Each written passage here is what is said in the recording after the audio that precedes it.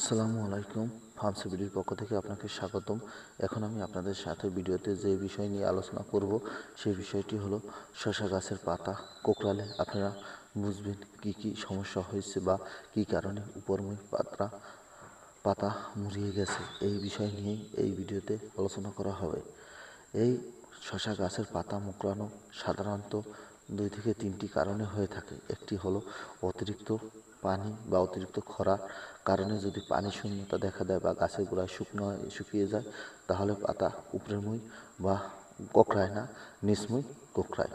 এটা খেয়াল রাখতে হবে, কেননা পানি শূন্যতার কারণে যদি পাতা কোঁকড়ায় তা নিচমুই কোঁকড়াবে, উপরমুই কোনো কোঁকড়াবে না।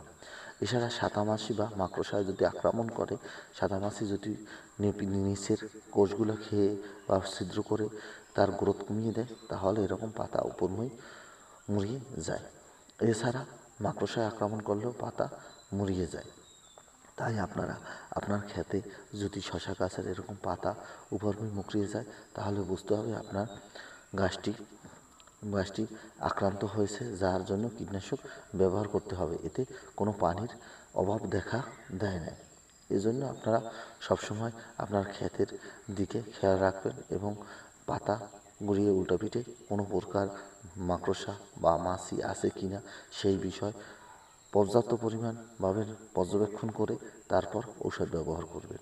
কেননা এই রোগটি হলে তাহলে আপনাদের গাছের গ্রোথ কমে যায়, ফসল কমে যায়। তাই আপনারা আপনার গাছে এই রোগটি দেখার সাথে সাথে ট্রিটমেন্ট করবেন। যদি দেখার সাথে সাথে ট্রিটমেন্ট না করেন, তাহলে আপনার গাছ থেকে ফসল সঠিক পরিমাণ পাবেন না।